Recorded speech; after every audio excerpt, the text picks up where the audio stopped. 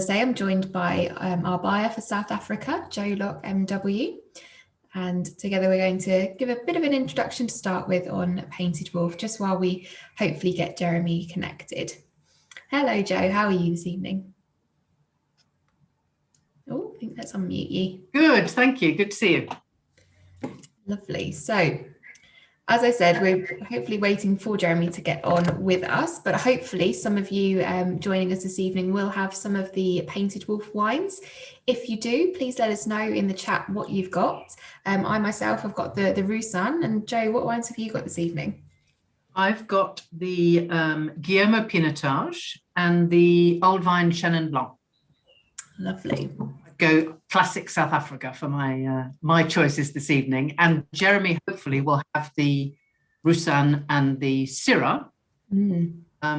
But we can touch on all of the wines with or without him if necessary. Absolutely. And members may also be quite familiar with the Peloton wines that we also have from Painted Wolf, which are very popular. All 6 of those wines are in the mixed case that we've got available at the moment. We've got some slides that we could start with. I think the first one we've got is of a map. I mean, Jo, were you able to give us a little bit of an introduction to Painted Wolf from when you started working with them, perhaps? Absolutely. So I only met Jeremy and Emma Borg since I became a buyer at the Wine Society. Although, funnily enough, Jeremy is an old friend of a friend and supplier, Richard Kelly, who amongst other things, supplies us with the Liberator wines. So there are often these sort of relationships and circles within the wine industry. But no, so I met them, tasted and really liked the wines, but I also absolutely loved the story. We find that so much about wines is knowing a little bit about their background and what has inspired people to make them. And in this case, Emma and Jeremy, Emma, who's actually English, Emma and Jeremy met through wildlife, and that has remained a key element in what they do. The company is named after the African wild dog, the Painted Wolf. And actually all of their wines, every sale of their wines contributes to wildlife conservation. Some of you may have met Jeremy and or Emma at our tastings in the past. I think probably the last time we saw them, Jeremy came over and did an event at Stevenage, didn't he? We had some wonderful pieces of artwork of African wild dogs. Absolutely. And you'll have noticed, if you've ever had any of the wines or you have any of the wines with you now, there are beautiful illustrations, either in the case of the Heritage Chenin that I have. This was actually an old painting that they used for the label of this particular wine, which is a wild dog pack. But you may well have discovered you may well have tried the Ros Rosé, which has the cutest picture of a puppy, wild dog puppy.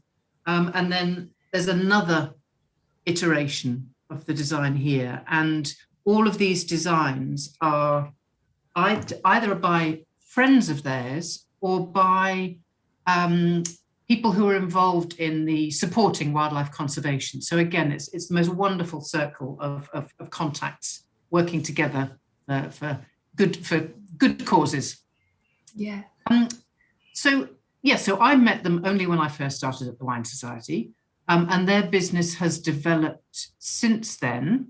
And each time I go, they seem to have a new wine, something's changed, a blend's changed. So it's always fascinating. They're always the most welcoming people to visit. Although I have to say, of course, I haven't been able to visit for a couple of years now. Normally I would have been in April, May. So should we have a go at going through Jeremy's slides? I don't know exactly what let's. So we'll say, but it'll be a help to guide us through. Lovely. So talking of the conservation, members, you may have hopefully seen the video that I sent around with the reminder email earlier today about the African wild dog expansion range project that they are involved with cold places.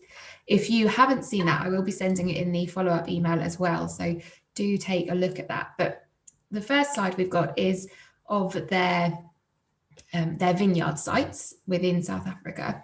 So they're all down in the sort of the south there, as you can see. So they've got 6 vineyard sites altogether. I think the main ones for the wines that we've got this evening are mainly the Ketelsteeg and the Vielgegrund. I think we may have that on the next slide. Yes, and it's probably worth adding, for those of you who aren't aware, that the way Painted Wolf operates is a little bit like a negociant business in France. So they don't own their own property. It's not like having a chateau or a vineyard site that belongs to Painted Wolf. Like many of the producers in South Africa, they source grapes from wherever they find something that they like. And they have many long-term contracts. Indeed, one of the wines here is named after one of their long-term growers. So they source that fruit. They will have, sometimes it's on a handshake, sometimes it's on a contracted basis, but from different parts of the Western Cape, as you saw. And some of those really quite far flung. So there's another Syrah which comes from, I don't know if it's Elgin or certainly cool climate. Cool close. So vineyards in a number of different sites, and that allows, in the case of the blending wines, that allows all sorts of different components for Jeremy to play with. But it also means that for the site-specific wines, there's something that's much more unique to that particular location. And I think these days, Jeremy is operating out of 3 cellars, which must be very challenging during harvest time, because you've got a lot of ground to cover on a very regular basis. But the upside is that those grapes don't have very far to travel. What you do sometimes find is that a particular producer, let's say in Stellenbosch, is sourcing fruit way out further north, and all of those grapes have to be trucked in. For a while, we were buying from a producer called Tierhoek, and for some time, their grapes were being shipped down to Clankenstantia for vinification. All the time, and the facilities are good, but actually to be able to vinify locally is a lot better for the fruit. Absolutely. So they're the wines. So I think he was spread across those 3 cellars, and he said when we had a chat last week, he said that it was a full-on late harvest. The harvest ran late in the season. And of course, in South Africa, when you're working with so many different grapes, you have a long harvest anyway. But it was a strange harvest too, because he said Pinotage is normally amongst the first to pick, whereas this year it was amongst the later varieties to pick. So if he makes it, we'll hear a little bit more detail about the specifics of this year's challenges. But okay, so what was our next slide, Catherine? So we've just seen Jeremy on his bicycle, as someone has said. He's 3 cellars, that's why he's got a bike, indeed, to get between them. But the Ketelsteeg vineyard in Swartland, I suppose we could talk about that first, because that is where predominantly the fruit comes from, the Guillermo that you have there, Jo. Mm-hmm. Yes, I mean, this won't be in any particular tasting order, but this is a wine that Jeremy has had a lot of success with. He's made numerous vintages of this wine, and it's a regularly awarded wine. And for a long time, the fruit came, I think, exclusively initially from a grower called Billy Hughes, whose nickname is Guillermo, hence the name of the wine. And I believe that Billy Hughes is what they term one of the Painted Wolf pack. So, as a long-term grower and supporter. Yeah, he was one of the first investors. Regular. Yeah. And here you can see a typical view of the Swartland. Wonderful landscape, wonderful kind of long vista. Historically wheat growing.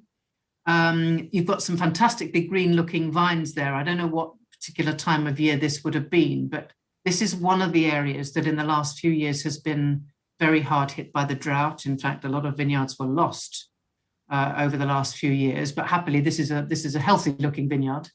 And of course, Swartland has become one of the really exciting regions of the Cape. There's been a lot of young movers and shakers out there doing interesting things. And yeah, so it's definitely a region to watch. And what you get with Swartland wines is an intensity, a richness. There are lots of old vines out there, old bush vines, and you get a real concentration in the wine. And Jeremy likes that robust style. So this Guillermo Pinotage it's a full-on Swartland Pinotage. It's got lots of oak, French and American oak.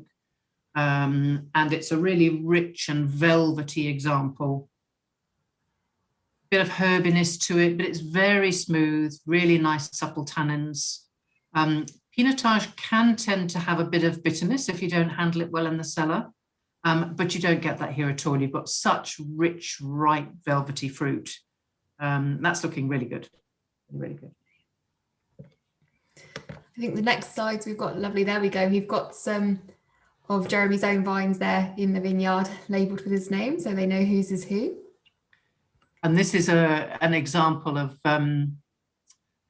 that status as a negociant. What you will find is that a lot of the good growers are courted by a lot of the keen and best winemakers.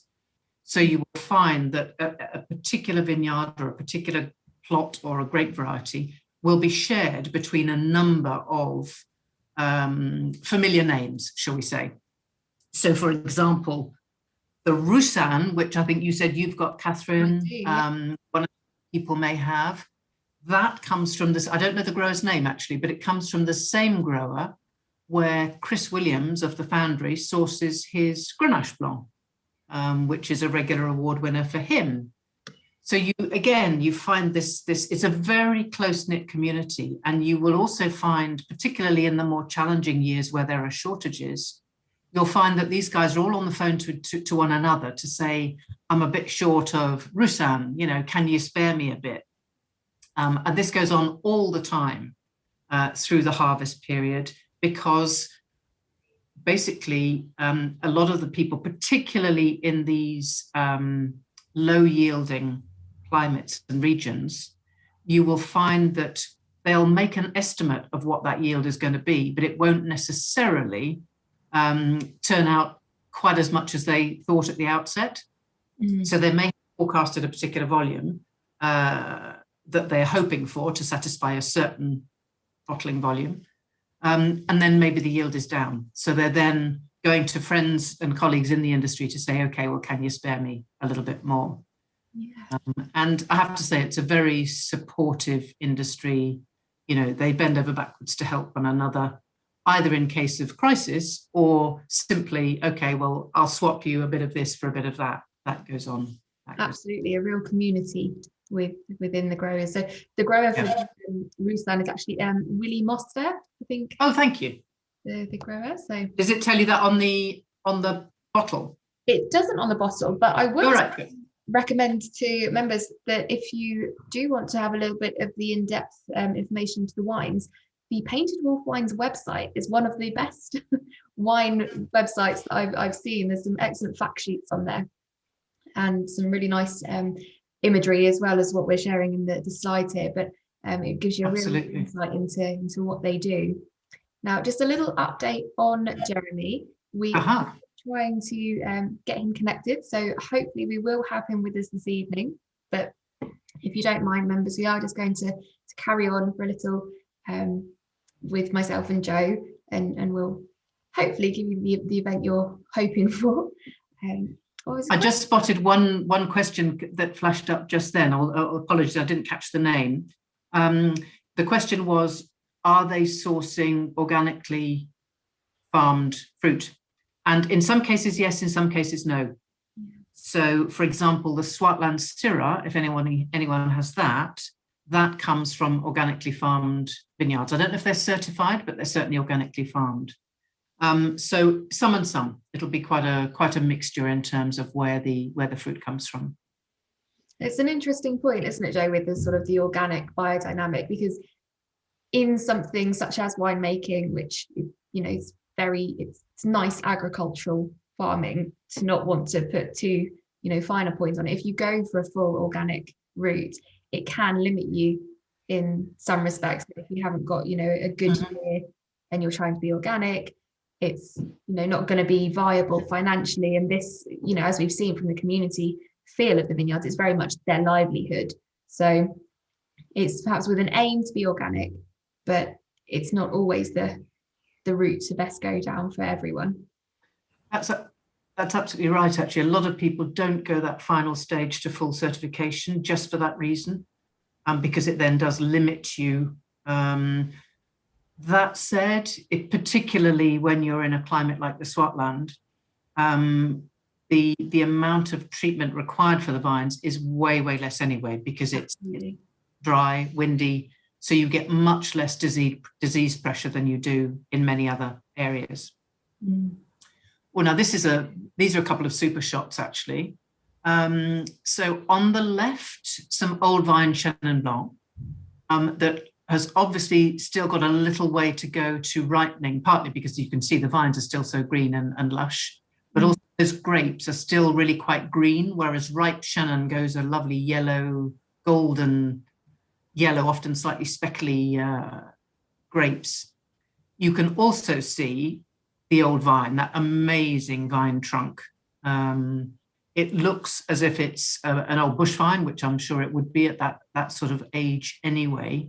If you've never actually seen a vineyard, particularly a mature vineyard, the vines just get the vine trunks get thicker and thicker and more gnarly. So that certainly is an old vine. And the old vine Chenin that we're looking at, which I happen to have the bottle of, the Lycion, this one, is from a vineyard planted in 1974. So it's kind of heading towards 50 years old. And there's a fantastic project in South Africa at the moment to working to protect these old vines, not only to protect the existing vineyards, but also to make sure that cuttings are taken and that high quality vine material is protected for the future.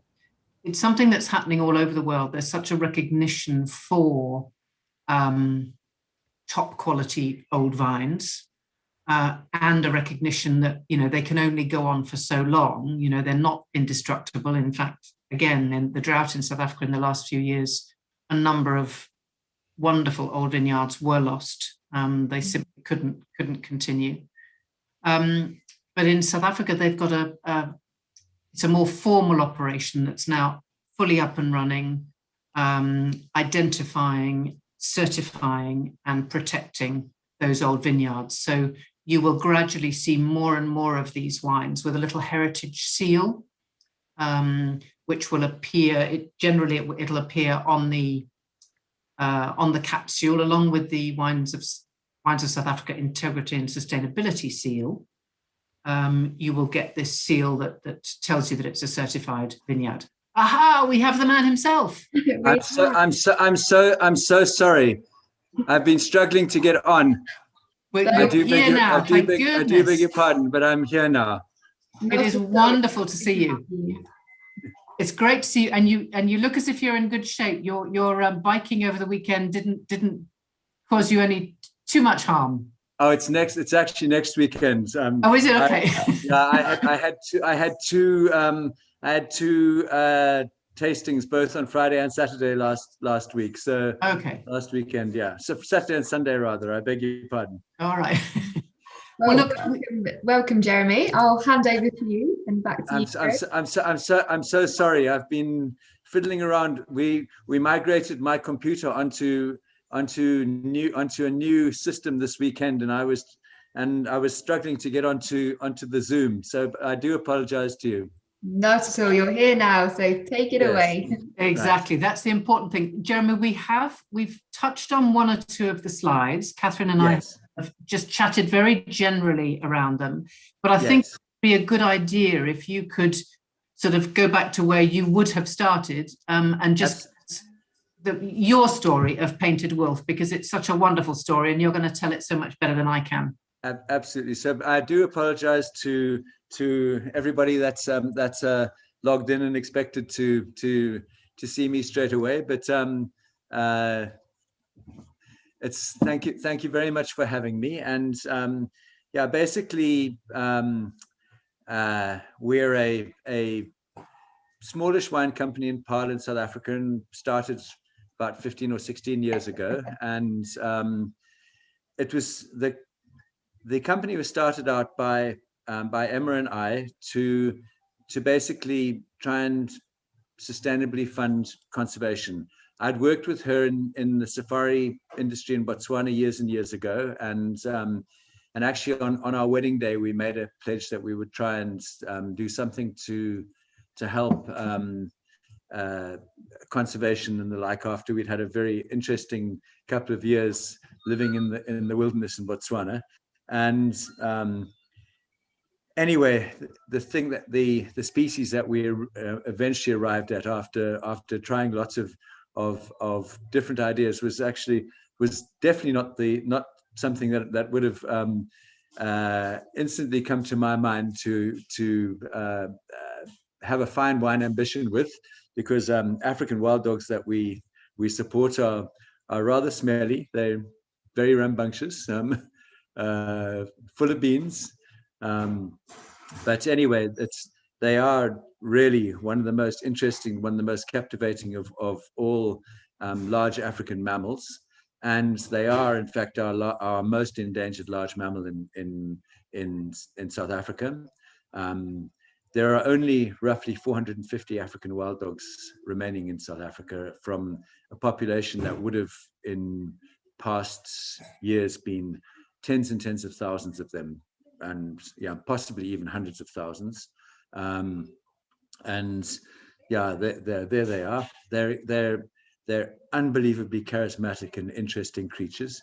They are a very distant relative of domestic dogs. They are unable to breed with domestic dogs, and they are actually the sort of the last remnant of a proto-canid, and all other canids, all dogs and wolves and jackals and foxes and their various offshoots are related to the dogs that migrated to the northern hemisphere many hundreds of thousands of millions of years ago. And this species is the last remnant of the African wild dog, or the African dogs rather. I mean, they're incredibly beautiful. They're very fierce. I mean, they are actually the most successful of all carnivores in terms of their ability to hunt, but they have many challenges. They suffer predation from lions, particularly, and from hyenas. So although they produce a significant number of puppies on an annual basis, very few of them actually make it to adulthood. Over the years, they've been persecuted mercilessly by people. Are grapes toxic to wild dogs? That's Penny's question is a very interesting one, of which I don't think we would be able to give you an answer for that, because there's no wild dogs existing in places where people are growing grapes, I don't think, unfortunately. But I have a sneaking suspicion that they're probably a little bit more resilient to eating grapes than domestic dogs are. Although there's a very famous dog that was owned by Baz Truter called Diesel, that was very well known for eating Pinotage grapes, although maybe that was Baz's rhetoric rather than the reality. But the dog Diesel was supposed to be a very well-known grape eater. So dogs are rare, they're endangered. They have a lot of issues actually to do with people. The whole of South Africa has been sectioned off into fenced land, and wild dogs need extensive areas to live successfully. A pack of wild dogs, needs a massive area.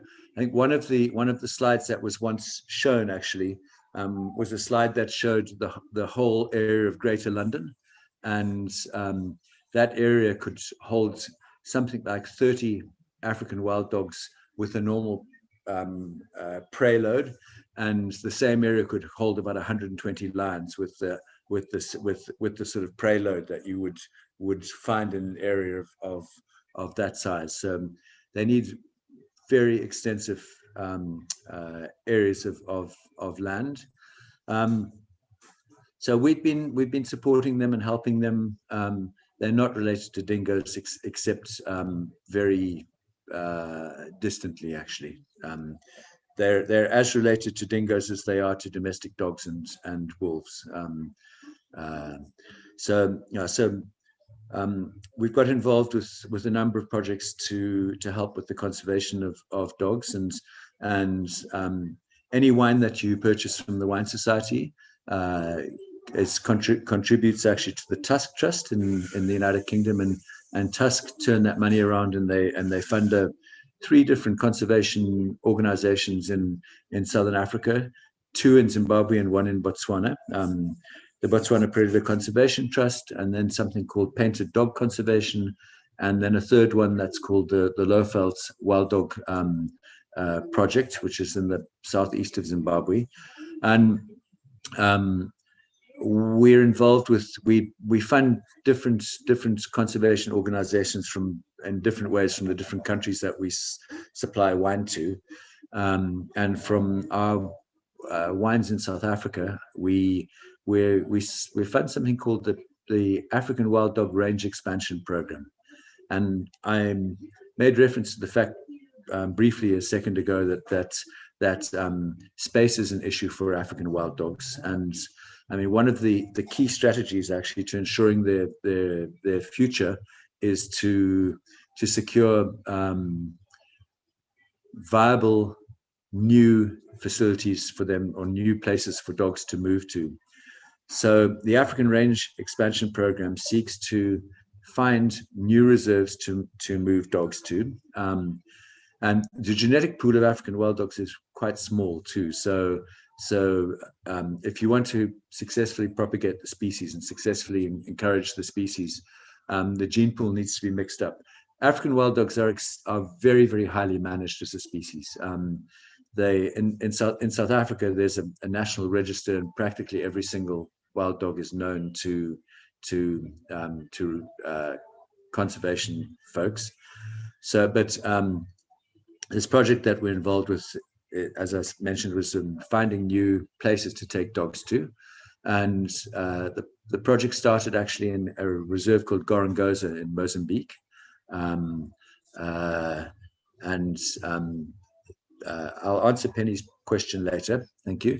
So Gorongosa in Mozambique was a reserve that was it was an absolute jewel. And during the civil war in Mozambique, and the time when the war in Rhodesia was taking place, Gorongosa was an area where a group called Renamo based themselves, and they basically slaughtered all the wildlife and ate everything that was there.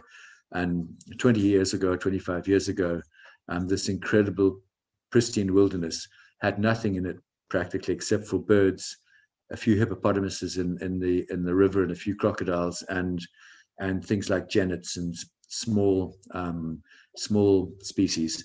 And the park was taken over by a wealthy American gentleman who has contributed an enormous amount of money to reestablish species. Some things came there by themselves. The lions found their way back there, but a lot of animals were moved, and the sort of the last major species to be moved was African wild dogs, which were brought there about 3 years ago. And they started with 14 dogs, and they now have 44. And we're just actually taking off some dogs now from that location, and we're going to be I think I need a glass of wine. Cheers.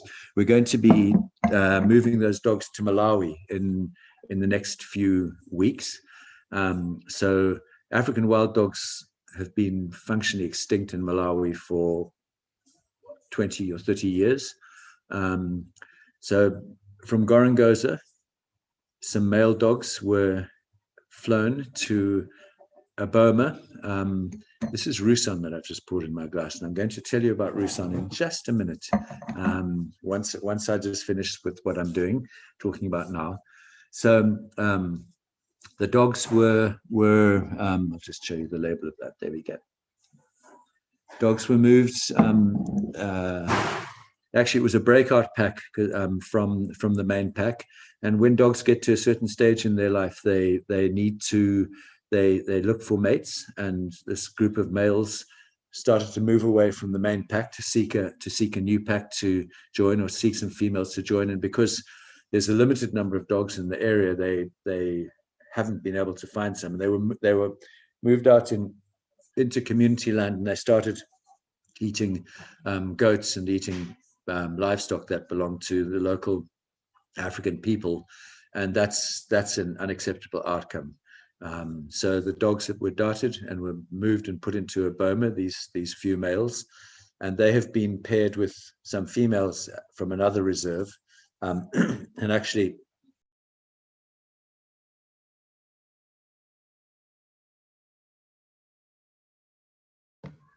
Sorry, Jeremy, it looks like you're on mute there. Would you be able to just, I'm not sure if that was us or.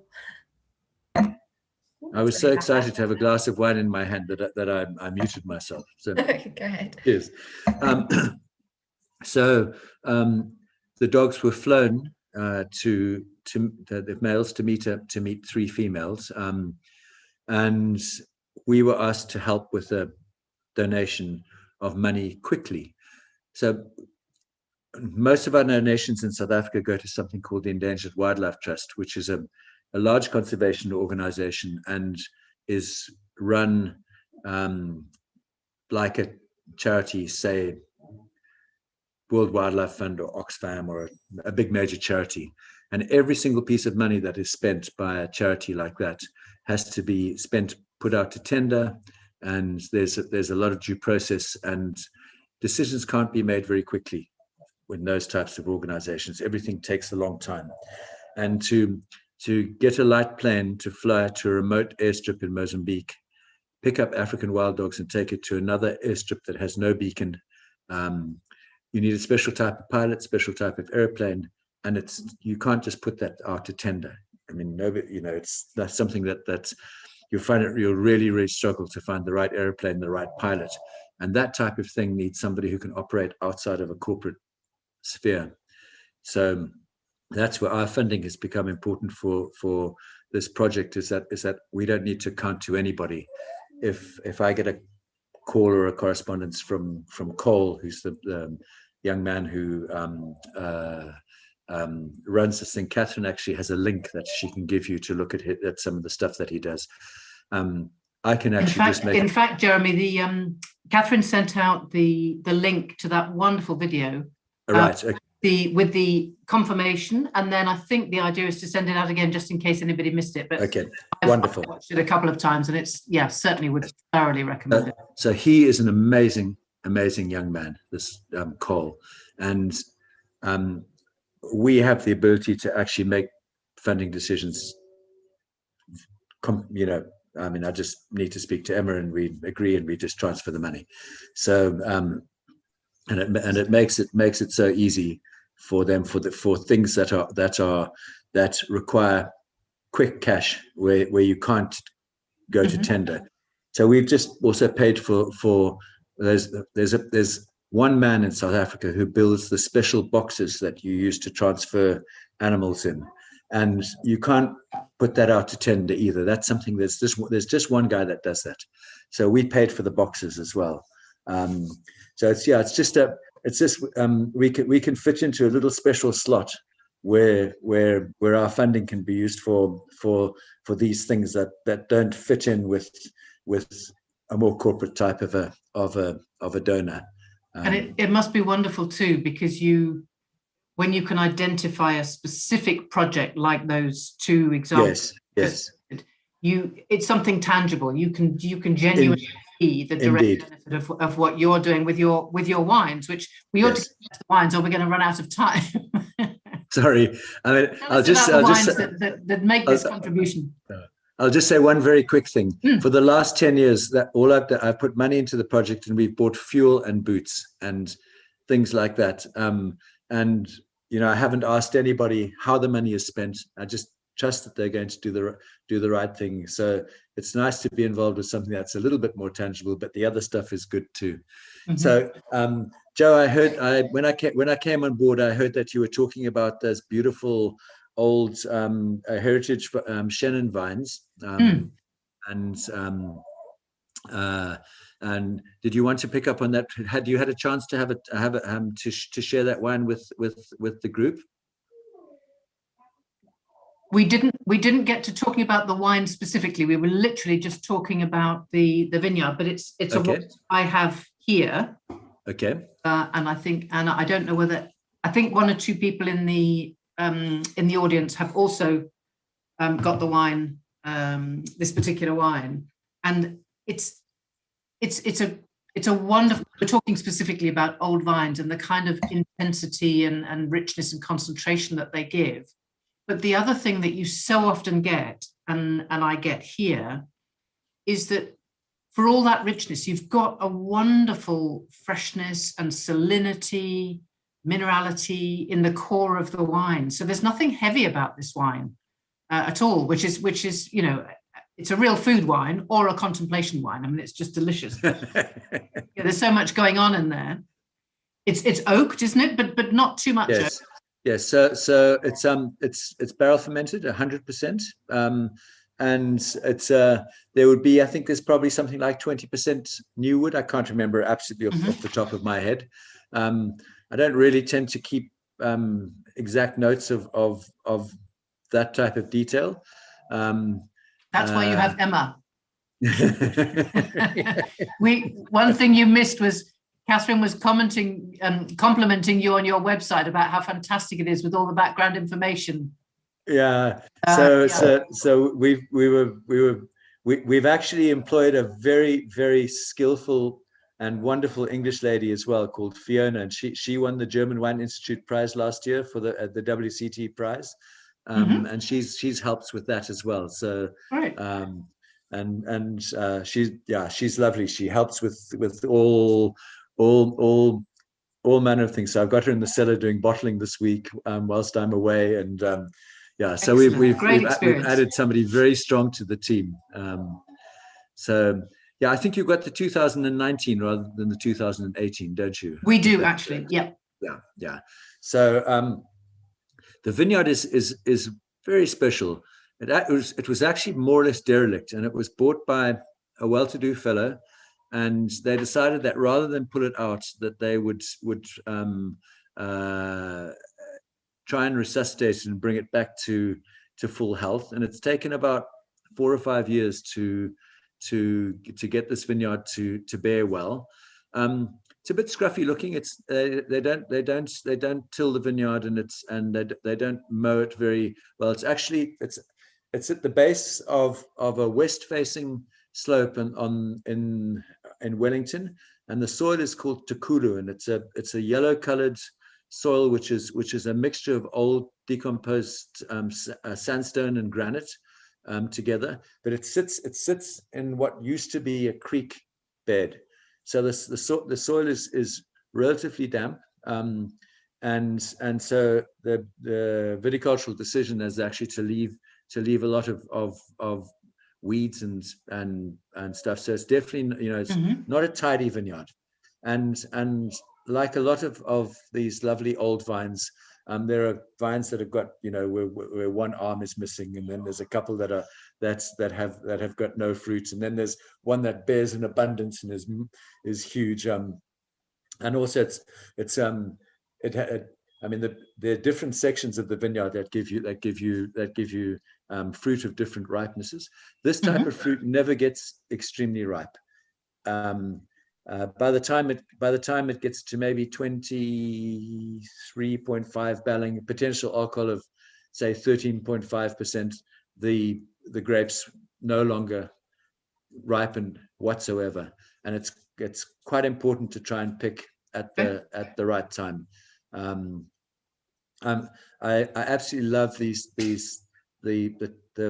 like the mouthfeel and the texture that this type of fruit gives you. Yeah. There's an energy in the wine which I love, actually. Yeah. So this, I mean, the heritage project, there's something like 3,000 hectares of vines in South Africa that are older than 30 years of age. So it's not a really significant part of our viticultural story, but there's some very interesting and very fun vineyards. I mean, there's some weird things. There's old Palomino, and there's lovely old Tinta Barocca, and there's some sort of strange things that just don't fit in the mainstream wine space that fit into this old vine project. Mm-hmm. What are the best recent vintages? It depends on which wine.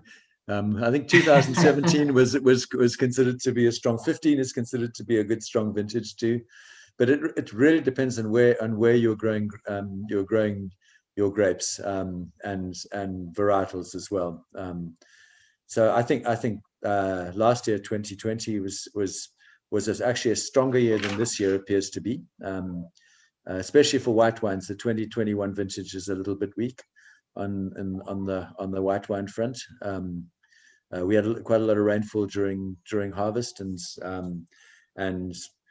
oidium and downy mildew and stuff popping its way up around and about the place in various different vineyards as well. So, yeah, I mean, I think just very briefly, I think one of the things that's a little bit complicated about the whole South African story is that we have so many different microclimates all in close proximity to one another, and you can't broadly say that Stellenbosch is good for one year and Paarl for another, because the elevation and the soil types and exposure in every one of our major wine producing regions is so diversified. We saw the map at the beginning of the different locations where you're sourcing fruit, and yes, just how much of a spread you have there, which is has its upsides and its downsides. But yes, that you must see that absolutely firsthand, that incredible variation between the different climates around.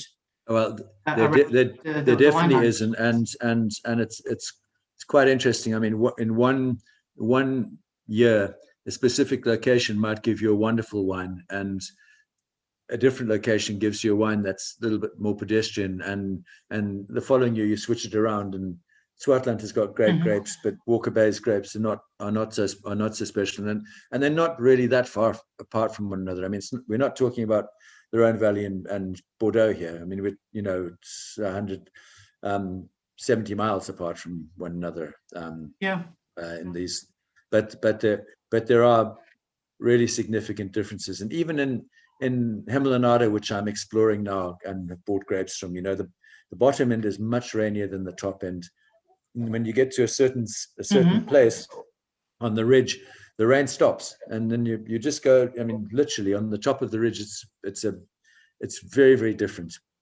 But yeah, it sort of makes it fun. Tell us about the Roussanne that you have in your glass. Okay, all right. So I've got 2019 Roussanne, and the grapes come from a wine producing region called Voorpederberg. And the Paardeberg Mountain is a little bit of anomaly an anomaly. It is a granite, a big lump of granite sitting in the middle of a plain where the soil is mostly decomposed shale. So the Paardeberg has become very well known because some of the most sort of iconic modern South African winemakers have their vineyards in their home around that area. So people like Adi Badenhorst and Eben Sadi and nice vineyard Vondeling, they're down on the base of the mountain there. And this gentleman who grows these grapes, his name is Willie Mostert, and I actually came across him all those years ago when I worked for Fairview. He took an early position in Rhone varietals. He's a larger than life. I mean, he's a grape entrepreneur. That's what I would best categorize him as. And he looked around at what was going on, and he took a very strong position in warm climate varietals when they were just not fashionable at all. So he's got everything that you might find in the Rhone Valley. I think maybe there's no bubble link there, but it's and supplies some very interesting wines. So my dear friend Chris Williams' Grenache Blanc comes from the same vineyard that these grapes come from. Mhm.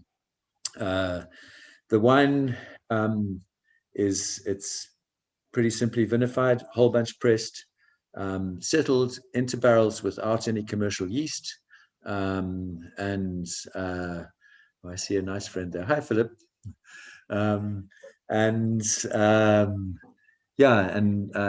Really very simple winemaking, fermented in oak. I actually use quite a lot of new wood with this.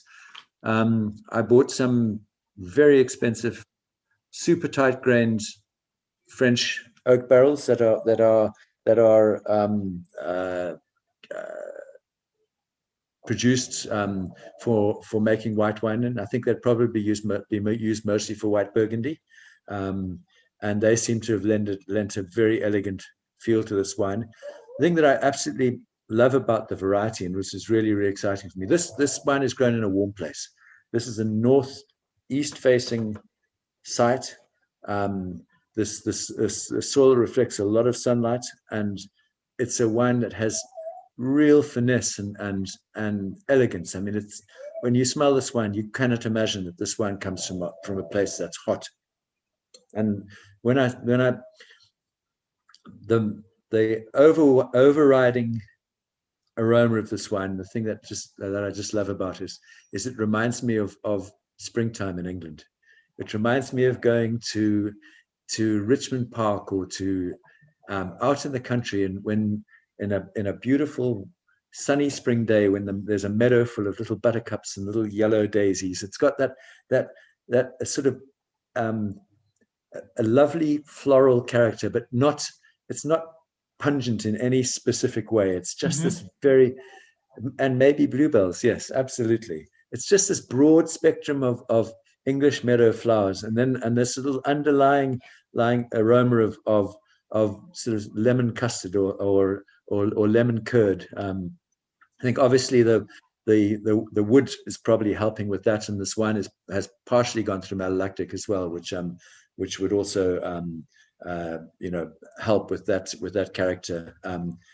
But it's been a very exciting wine from a show perspective. I've done very, very well. I'm afraid to say it's a bit of a mission to sell it. It's not. It's only very special people like Jo who understand what Roussanne is and will buy it. I mean, most retailers and most places that you sell it, I mean, they might have one Roussanne on the shelf in a shop with 500 wines in it. It's a specialized interest, but a lovely wine. Mm-hmm. Yeah.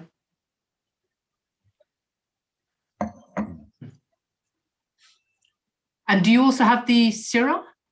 Can you tell I do. Yeah, absolutely. Yeah, fantastic. You've got Guillermo Pinotage, don't you? Yes. Yeah, we touched on that. All right. So just sort of briefly, both the Guillermo and the Syrah primarily come from the same vineyard. So I have one of the very first people that invested in Painted Wolf. In fact, I think it was the first person, apart from 13 mates in England who basically crowdfunded our project at the beginning. The very first proper shareholder that we have is a fellow called Guillermo Hughes. He's Argentinian, and I met him the very first week that Emma and I returned to South Africa. I started working for Fairview at the very end of 1996, and Charles Back introduced me to a mutual friend of Jo's and I called Richard Kelly, and Richard had a tasting at his house that he invited me to, and this very charming couple, Billy and Penny Hughes, were there, and as I mentioned, Argentinian, and he had an ambition to buy some vineyard or some land in South Africa and plant a vineyard.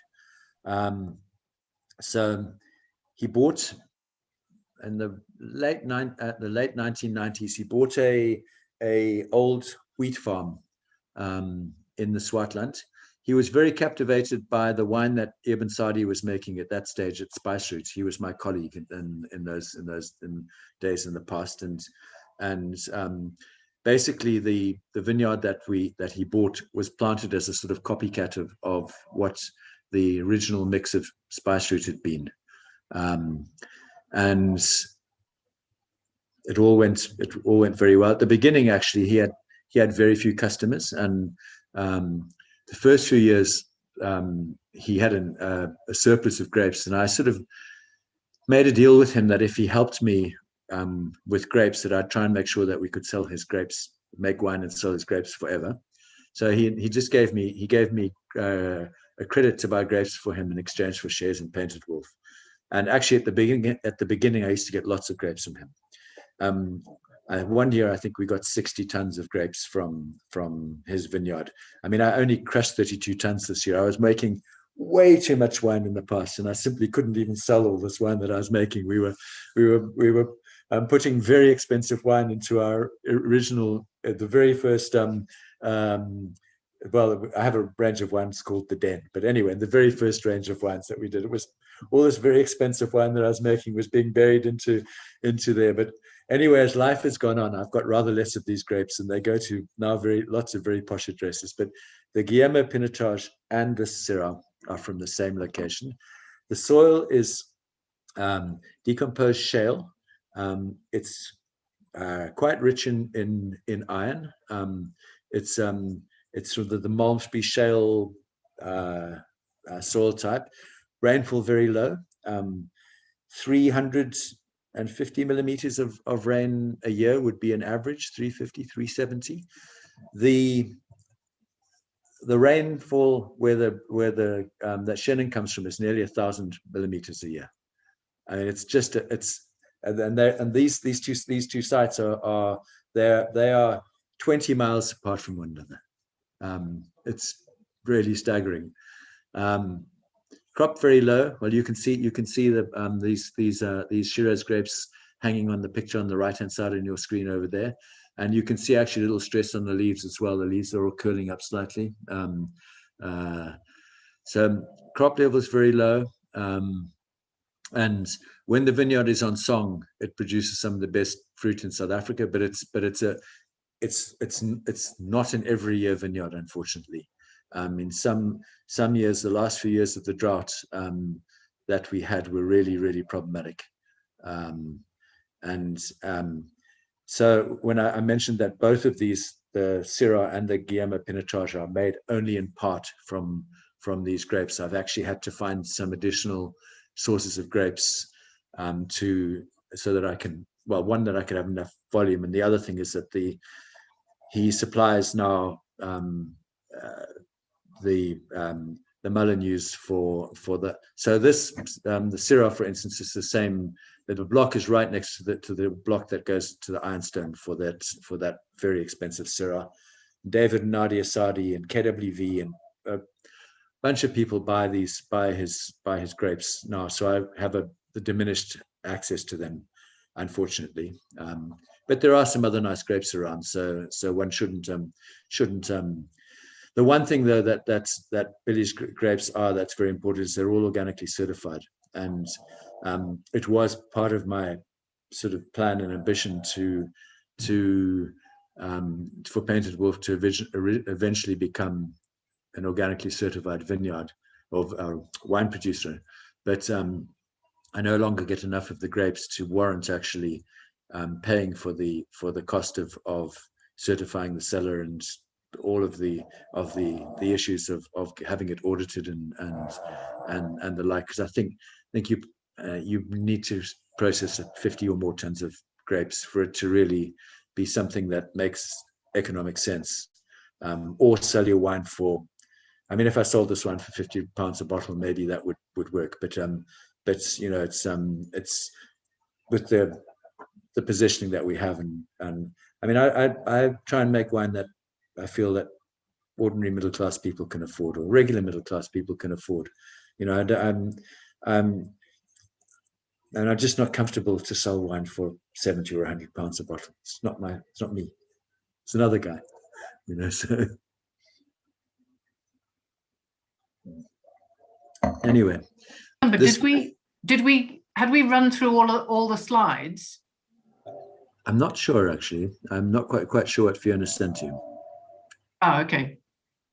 It may be, now that we've got onto the bottle shots, it may be that we have finished with the slides. Right. Yeah, we have. Yes, Okay. we're now just onto the bottle shots. I think the next one is the Guillermo.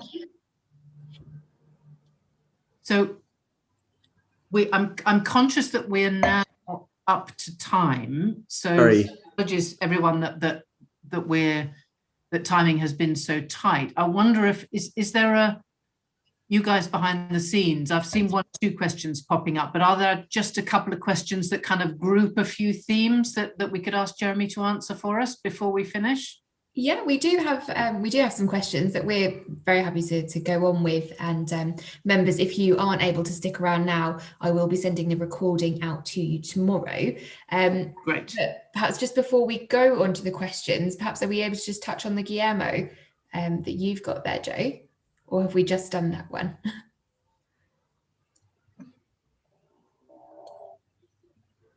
Oh, lovely, thank you. Apologies. This was the wine that Jeremy was just talking about now, the Pinotage from Swartland, and I touched on it before about the kind of richness and velvety character that you have in this wine. It's still a young wine. It's still vigorous, full of fruit, but it's got some structure, but it's enrobed in that lovely, lush, rich fruit. I can't remember. I honestly can't remember what kind of drinking window I put on this, but tasting it again, I think it'll probably go on for longer. Jo, you know, I've been tasting through some of the older vintages that we have, and 2009 is beautiful. 2010, lovely. 11, great. 12 is not so great because the vintage was a bit dilute. So I think the wine has considerably more life than perhaps one might think. Because I mean, you come from such a different space, but so many of my colleagues in South Africa think that wine needs a lot of structure to age well. But that's not the case. I mean, it needs vivaciousness and low pH is always good. And but you know, wines that have freshness and tension, red wines can also age very, very nicely. They don't have to be these monster, very thick wines. And I think Neil Martin made a comment about this wine some years ago when it was tasted for the Wine Advocate, that the wine for him felt like Côte-Rôtie, felt like Northern Rhone. Obviously not the flavor, but the sort of the essence and the feel of the wine, sort of not so intense and so structured and so massive, and with kind of a freshness it's not like, I mean, there's some wonderful Pinotage, but many of the ones that are more iconic are dark and inky and thick, and this is not. This is just more sort of more of a kind of vivacious style, I think. Yeah. Obviously, we're trying these wines, or most of us, I'm assuming, will be trying these wines without food. Whereas, you know, what I like about this one is it leaves your palate clean. It's a dry wine. It finishes dry and clean on your palate. Sometimes Pinotage can be a little bit too. It can verge on the blousy. And I'm not so keen on that style. You know, it's definitely got personality. It's got lots of fruit, but you know, I'd love to be sitting down and having that with food, because I think it would then really come into its own. Funnily enough, it's really nice with Italian food, things like ossobuco and you know, things with porcini mushrooms. It's you don't have to go into that South African space of Babuti and all that sort of that cliche space. It works really well with European country cooking. We had some slow cooked lamb yesterday, and it would have gone very well with that. We've got some leftovers. We might try it out. I think that would be a very good plan. But the Syrah and the Pinotage. I mean, you can see that there's a definite association between the two wines. I mean, they have a similar sort of feel to them, that a freshness and there's a lightness about both of the wines in the finish of the wine. Yeah. Thank you. So, Catherine, do we have one or two questions that we can kind of group to try and? We've got I think about 4 questions that we can go through. So the first one is a question from Robin Crew, and he's asking what's your sort of philosophy, or what was your philosophy behind choosing the vineyard sites and the people you work with and the cultivars that you do use? What was the philosophy and thinking behind that? Right. It's a few different things. So when we first started Painted Wolf, I felt that it was appropriate that we should align ourselves with what were the 2 most internationally identifiable South African grape varieties, those being Pinotage and Chenin. So that was kind of the one leg. One of my real compelling interests in Pinotage actually came from my background working in the United States, where I worked for a winery that was a very big Zinfandel specialist. And when I originally came back to South Africa, Pinotage was still very much maligned. And actually, I remember the very first time that I saw Robert Joseph after I worked for the International Wine Challenge years ago with Robert Joseph, so he knew me. And the very first time that I saw him, he came out to South Africa to judge a competition, and I said to him that I was going to base my new wine project on Pinotage. He said, "You're a very brave boy. You must be mad." and then he gave my first vintage of Pinotage, which managed to get 2 stars in the John Platter Guide. He awarded it a nice medal in the competition that he was running, which was something for Swissair, and actually got 92 points in the Wine Advocate as well. So that was crazy. That was when, but it was a sort of big hoary wine actually. But anyway, so that was the beginning. And then the next thing that happened is I got 3 different people who invested in my company that had vineyards. So they added another layer of sort of interest into the space. And one of them was this gentleman, Billy Hughes, who has this Pinotage and the Shiraz and Grenache and Mourvedre and Viognier. And then I had another guy who has more Pinotage and more Shiraz, but I don't, unfortunately, he's my shareholder, but I don't buy grapes from him any longer because he wouldn't do the ethical, he wouldn't sign the wine ethical charter, the Wheater charter. So I had to say cheers to him, which didn't go down very well.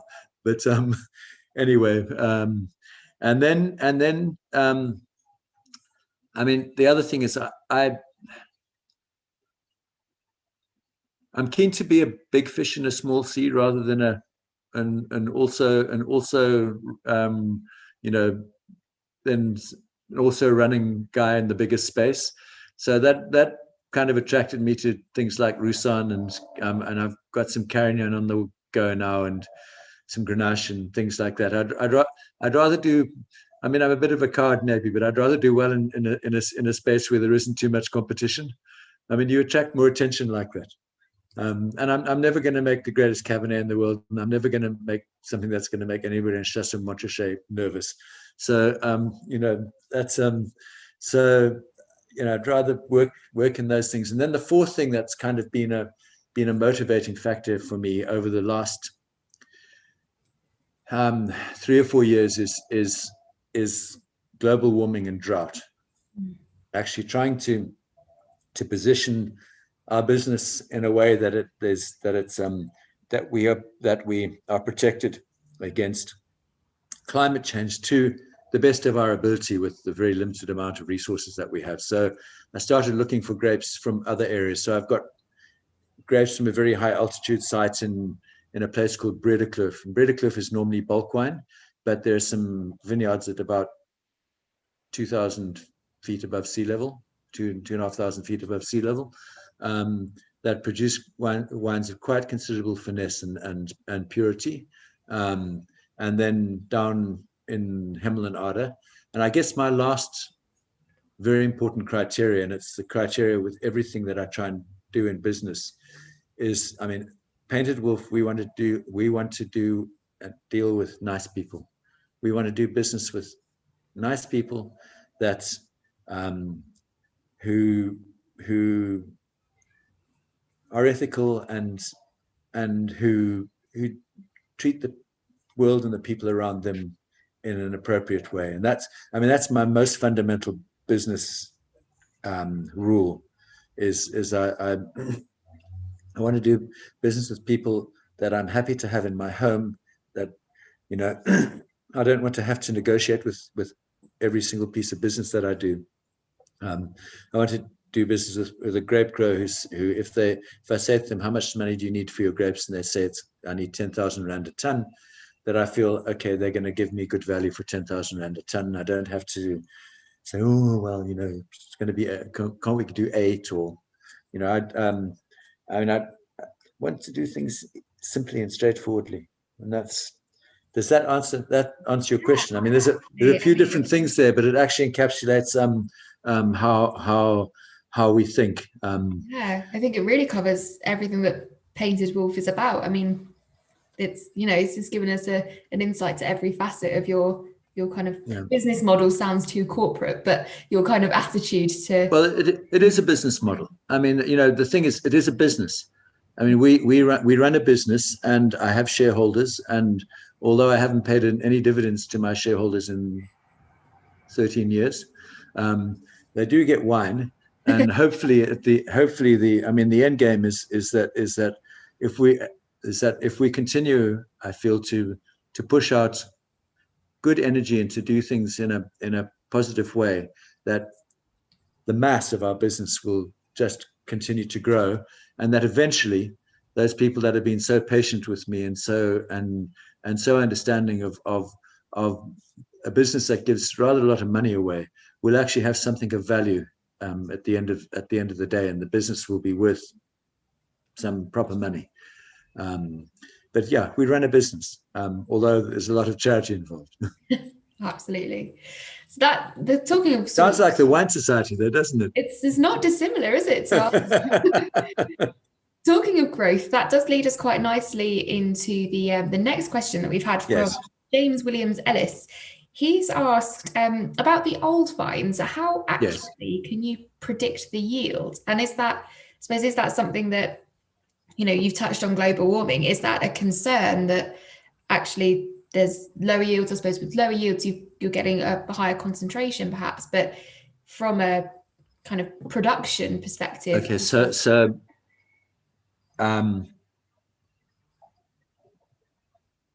no old vines yield a lot of grapes. However, good viticulture, careful pruning, appropriate use of fertilizer.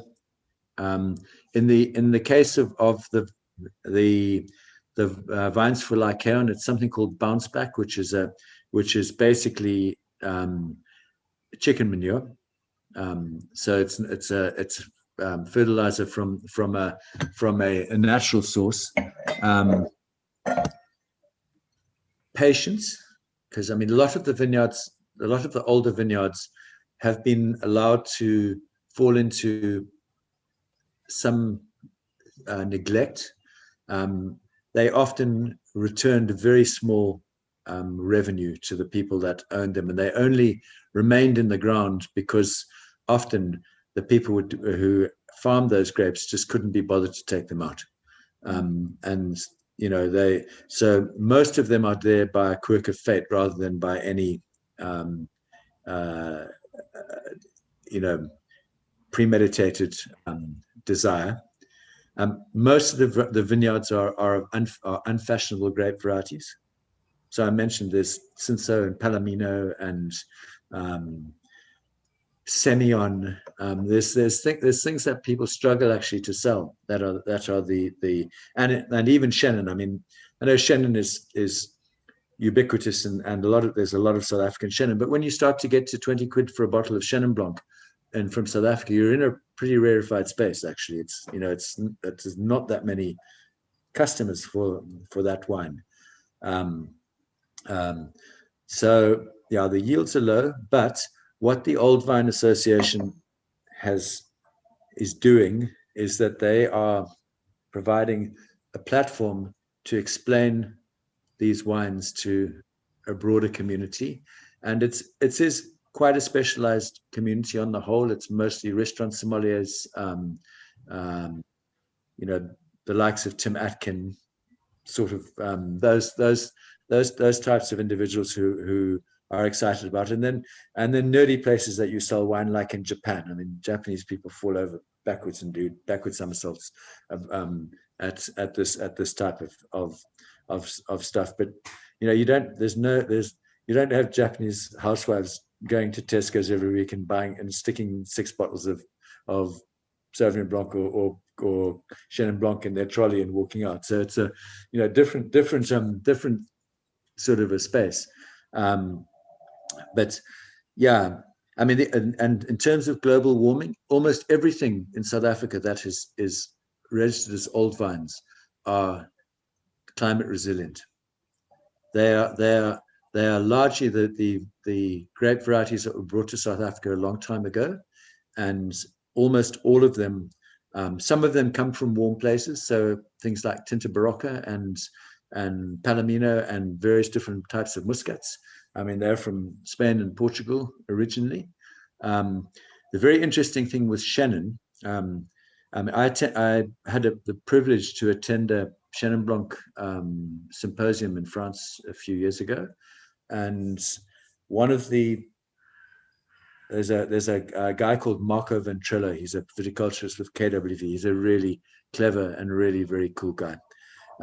He was one of the guys that delivered it on the papers, and they've done extensive research into the climate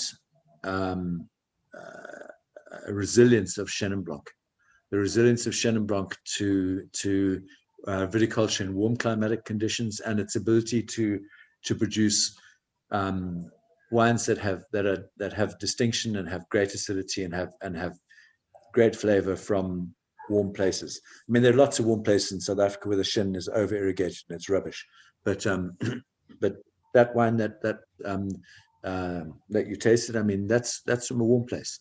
And so the fact that Chenin will produce beautiful, tight, crisp wine, you know, wines that are serious in a warm place, I think has given grape growers in the Central Loire Valley some sense of comfort.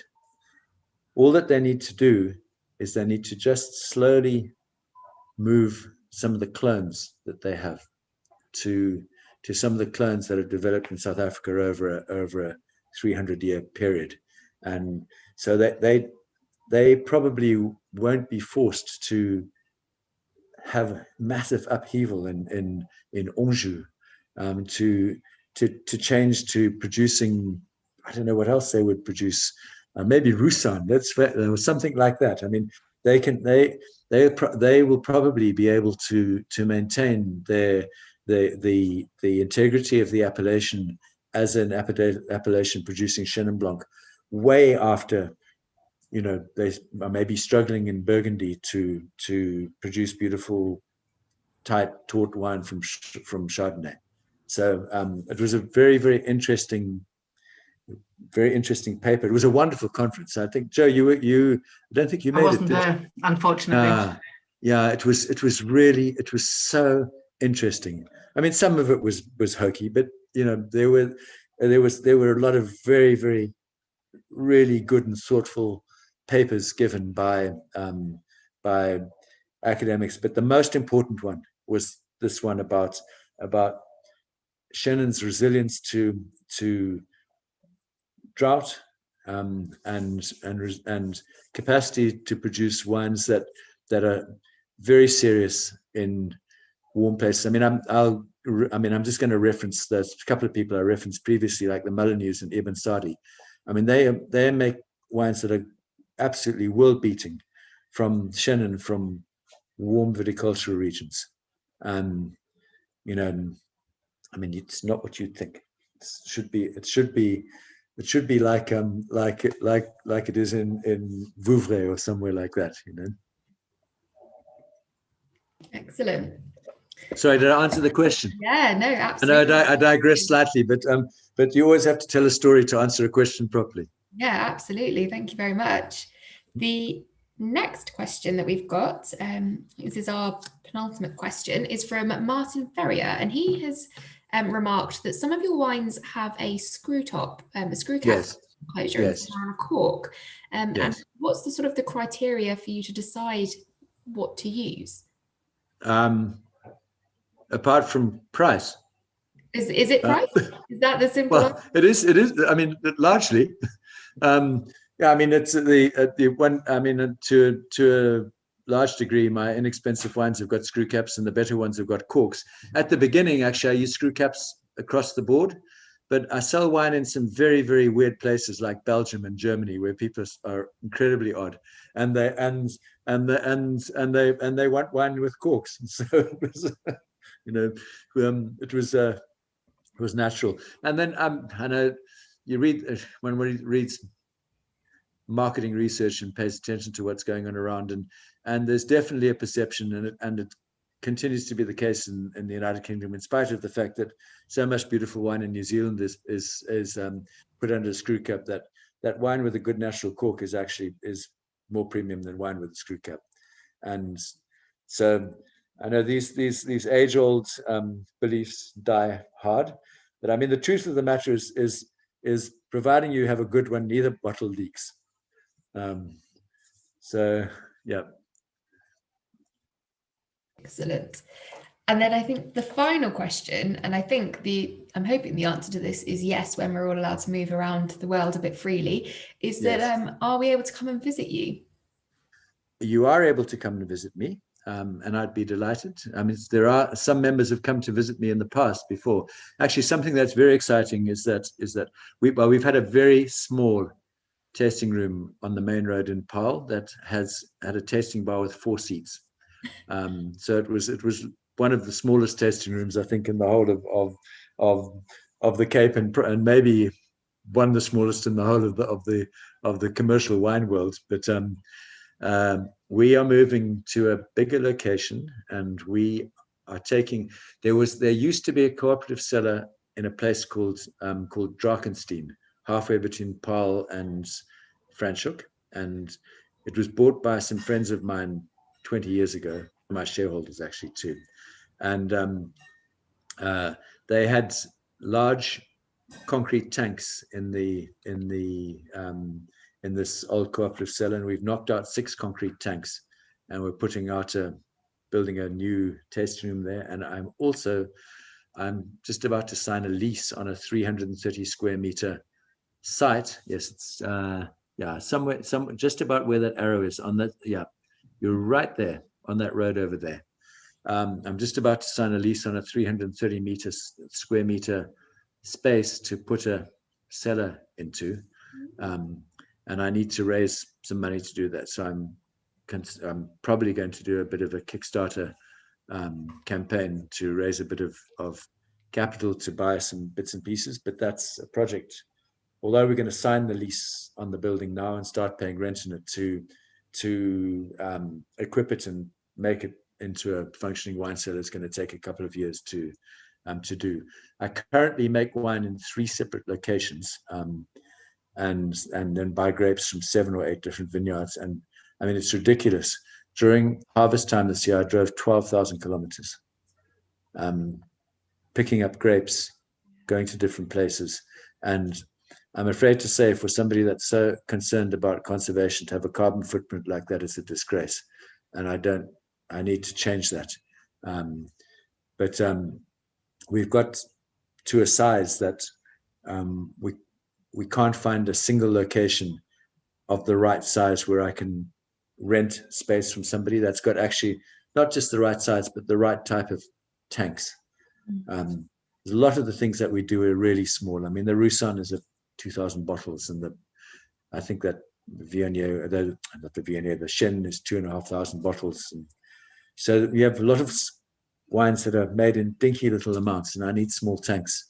And most big wineries have only big tanks, and every small tank they have is sort of like hen's teeth for them. They don't give them to people very easily to use. So yeah, we need a different model. And also, I mean, I'm 60. I can't keep on just driving around and around and around like a crazy person doing something. I need to actually to be in a situation where I can employ a young winemaker, and they can do a lot of the work that I'm doing, because I can't do this forever, unfortunately. So anyway, sounds very exciting. Yeah, we're thrilled actually. It's going to be a really good project, I think, and to be able to consolidate all these ideas. The other thing with working with people, I work with really lovely people, as you know, Jo, but you're always a guest in somebody else's place, and it doesn't matter how nice they are and how cordial they are and how well you work with them. There are certain things that you just can't do. You know, some of the things I'd like to be doing, the winemaking things I'd like to be doing to try and lift what I do, try and lift the game a little bit, are very complicated when you're in somebody else's space. You know, and having lots of small fermenters to do lots of little dinky batches of wine, so you can build up, you know, construct wine, so to speak. You know, it's just not possible. Absolutely, no, I can see that it's those yes, one of the tensions. You know, there may be a culture of sharing, but at the end of the day, if you're the guest rather than the landlord, you might have to wait for your turn with the press or whatever. I mean, on numerous occasions. I mean, I'll share something with you. This is nothing to do with anything that you've got. I have a Brettanomyces issue with 2 wines, and I know exactly where it comes from. It comes from some grapes that I bought from somebody in Walker Bay, and I was delivered more grapes than I'm able to process in the cellar in one day, and I was advised that the cellar would be required by the landlord the next day, and I was left with no option but to fill a tank with whole bunches of grapes, and they fermented very, very, very slowly. And one of the potential outcomes of extremely slow fermentation is that whatever Brettanomyces yeast there is sitting on the skins of the grapes starts to get going. And I didn't think about that.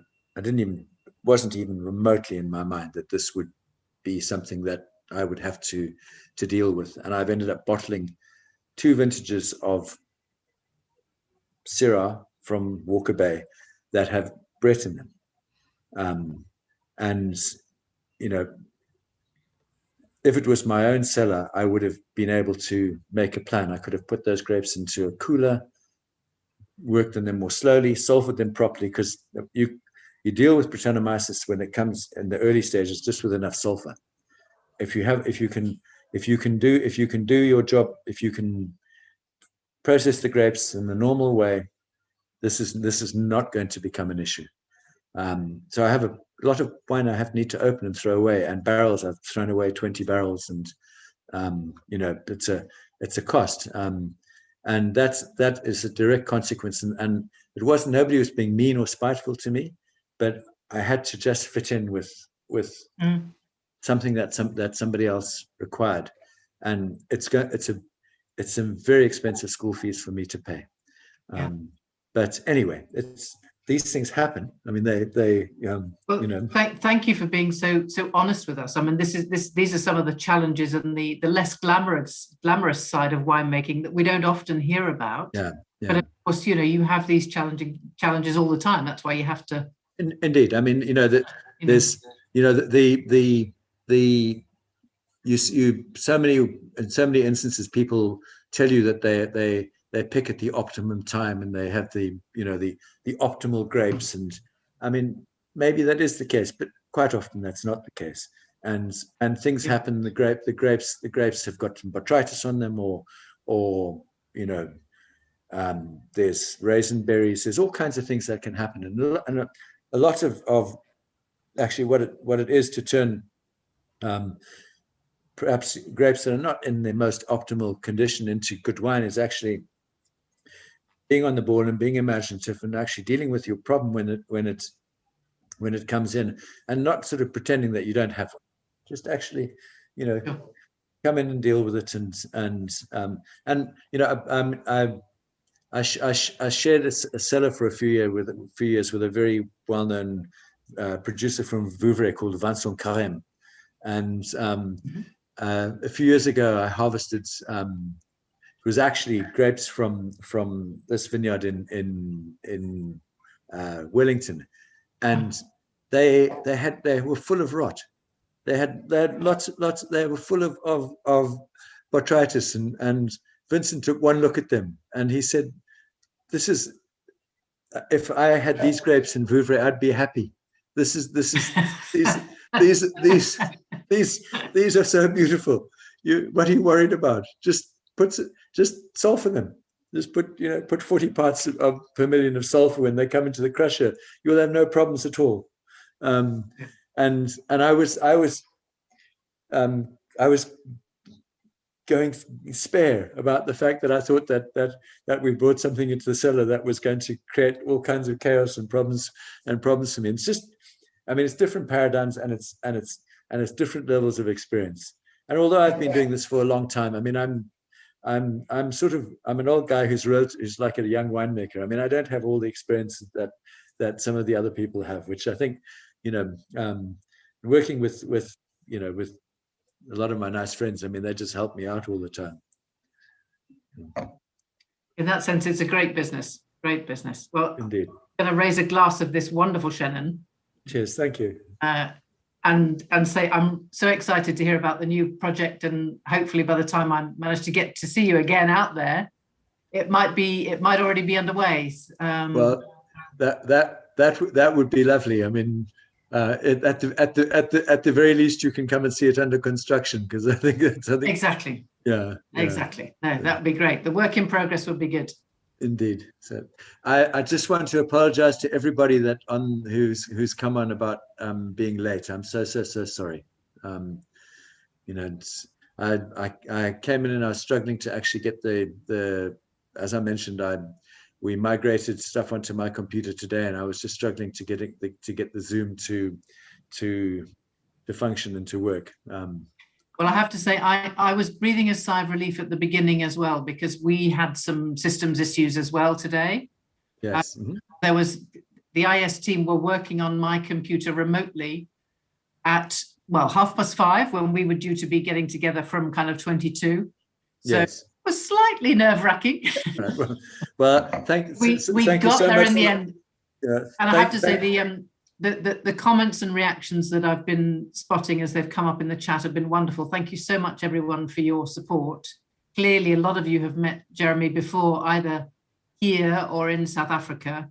So we all look forward to seeing you here or in South Africa. Yeah, if I can possibly make it, I'm desperate to come to UK again. And if I can possibly make it, I think, next year I will be there.